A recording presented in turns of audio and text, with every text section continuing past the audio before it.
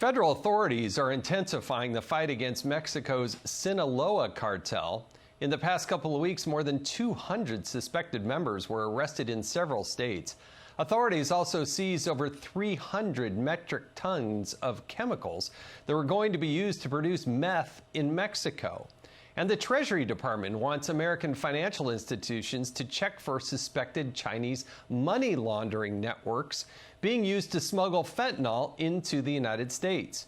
The Treasury's financial crimes team says it discovered about $312 billion in suspected transactions from 2020 to 2024. Let's bring in Peter Schweizer from the Government Accountability Institute, somebody, full disclosure, I do some work with. Peter, you wrote about this in Blood Money, one of your many books. You were on this a couple of years ago, but it seems like now that Trump's in office, they're finally paying attention to us. Explain how this is working and the Chinese involvement. Yeah, no, I think it's so important that President Trump is taking a strategic approach to the fentanyl crisis, because Joe Biden thought it was just a health care issue. The bottom line is this is a Chinese operation. The drug cartels are the junior partners. The precursor chemicals, as about everybody now knows, come from China, but they're offloaded at the Port of Manzanillo in Mexico, which is run by a Chinese company. Those precursors are shipped up north, where the DEA says 2,000 Chinese chemists happen to be who turn this into the deadly cocktail of fentanyl. The drug cartels then use pill presses that the Chinese have sold to them at cost to produce these pills, which are killing so many Americans. And then the money laundering aspect of it. The drug cartels 20 years ago used banks in Latin America. They're now using state-owned banks. So this is a strategic initiative by China to punish and damage the United States. And I applaud the Trump administration, not just this operation to unwind part of the money laundering aspect and the nature of it, but also the Trump approach on tariffs, which is saying you are going to pay a price. We're not the type of people who are going to do the same thing back to you, but you are going to pay a price with tariffs as long as you continue to put this poison in the United States. Yeah, people always, they ask me, oh, what does the Hunter Biden context mean? When they snuggle up with China, and then the DEA was telling the Biden administration, hey, there's billions of dollars of drugs flowing into the country. You telling me there's not a tie-in, a connection here? I'm telling you, that you've highlighted, I could spend an hour on just this. It's so infuriating. But I want to transition to George Soros. There are some serious allegations. They're only allegations, but there's some thought that maybe RICO charges should be brought with some of the organizations tied to George Soros. Tell us about that. Yeah, of course, I'm not a lawyer, but I've spent a lot of time studying this.